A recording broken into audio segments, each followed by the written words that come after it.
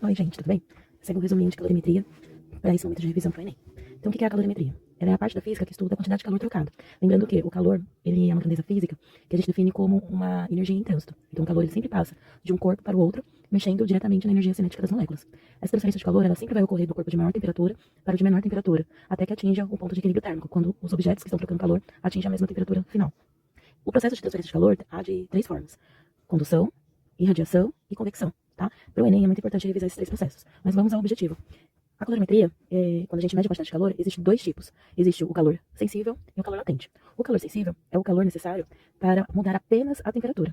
Então, quando a gente mexe na temperatura, é sempre no mesmo estado físico da matéria. Então, quando eu aqueço a água de 20 graus Celsius para 40 graus Celsius, ela é água e água líquida. Então, o calor ali presente, que a água vai receber para aumentar a temperatura, é o que a gente chama de calor sensível. A equação geral de calor sensível é a conhecida Q-macete. Então, o Q representa a quantidade de calor, M é a massa do objeto, o C minúsculo representa o calor específico e o ΔT a variação da temperatura. A unidade de medida padrão, nesse caso, não segue necessariamente do sistema internacional. Então, é muito comum a gente medir o calor em calorias, a massa em gramas e a temperatura em graus Celsius. Quem vai ditar qual unidade de medida que a gente vai usar é o calor específico. Então, nesse exemplo aqui, o calor específico é dado por calorias por gramas graus Celsius. O que representa o calor específico? O calor específico, ele representa o material. O quanto de calor que 1 grama do material precisa receber para aumentar a temperatura em 1 grau Celsius. Então, isso é um valor estabelecido. Um exemplo, a água no estado líquido, a gente tem o calor específico de 1 caloria por grau Celsius, tá? Isso é o padrão da água no estado líquido. Quando a gente fala de gelo, estado sólido da água, é um outro calor específico. O gelo precisa de menos energia para variar a temperatura. No caso dele, é meio caloria por grau Celsius, tá? Bom, o segundo modelo, o segundo tipo de calor é o calor latente. O calor latente é a quantidade de calor necessária para mudar o estado físico da matéria. Quando ocorre a mudança de estado físico, então de sólido para líquido, líquido para gás, a temperatura ela fica estável, ela fica constante. Então, todo o calor recebido ou retirado do material vai ser apenas para mexer na estrutura química dele. Então, vai apenas mudar o estado físico ali do material, tá? Para a gente calcular a quantidade de calor necessária nessa situação, a gente usa a equação do Q mole ou Q moleza, tá? Então, o Q representa a quantidade de calor que o corpo vai ganhar ou perder, o M é a massa e o L é o calor latente. É também padrão do material. Então, para cada estado físico, o material ele vai ter um calor latente diferente. Então, por exemplo, se a água está do sólido para o líquido, então ele vai fundir, ponto de fusão. O calor latente da água é de 80 calorias por grama. Então, para 1 grama de água derreter, eu preciso fornecer 80 calorias.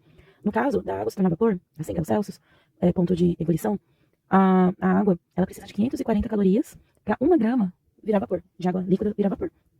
Então, esse calor latente, ele é específico do material e depende de qual transformação, qual mudança de estado que ele está sofrendo. Então, nos exercícios, ele tem que falar a informação do calor latente, ou tem que passar a informação de qual temperatura que está o corpo, com uma tabelinha, para você saber qual mudança de estado físico está ocorrendo para fazer a substituição correta, tá?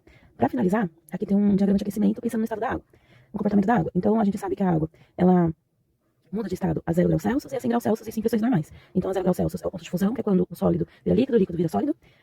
E a 100 graus Celsius é quando o líquido vira vapor, o vapor vira líquido, tá? Então, dá pra perceber o seguinte, nesse caso. O gelo está a menos 10 graus Celsius, então está no estado sólido. Se nesse momento ele receber uma quantidade de calor, vai ser apenas para aumento da temperatura. Então, a gente usa aqui o Q-macete, para calcular o quanto aumentou a temperatura. Quando atingir a 0 graus Celsius, vai ser o momento que ele vai fundir, mudança de estado físico. Então, nesse caso, a temperatura vai ficar constante e todo o calor que ele continuar recebendo vai ser para derreter o gelo. Então, enquanto tiver gelo e líquido, vai ser a 0 graus Celsius e vai ser o calor necessário só para derreter. Derreteu completamente, só tem líquido. Então, se continuar recebendo calor, esse líquido vai aumentar a temperatura. Então, quando derreteu, a gente, para saber a quantidade de calor, usa o Q mole, mudança de estado. Líquido, de 0 a 100 graus Celsius, vai aumentar a temperatura. Então, é Q-macete. Atingiu 100 graus Celsius, líquido vai se tornar vapor. Então, a temperatura fica constante. Todo o calor recebido, e a gente calcula por Q mole, vai ser para o líquido virar vapor. Então, enquanto tiver um líquido, ainda é mudança de estado. Então, é Q mole. Virou vapor totalmente? Então, vou aumentar a temperatura para 120 graus Celsius. Então, a gente usa o Q-macete, tá? Já vi exercícios assim no FUVEST, no Enem nunca vi, mas nunca se sabe, né? É importante a gente entender o seguinte, que se um exercício pedir a quantidade de calor total, a gente tem que saber cada etapa e calculando a quantidade de calor de cada etapa para depois somar tudo, todos os resultados. Tudo bem? Espero que tenha entendido. Tentei não ser tão extenso, então se curtiu, compartilha, tá? Beijo, gente.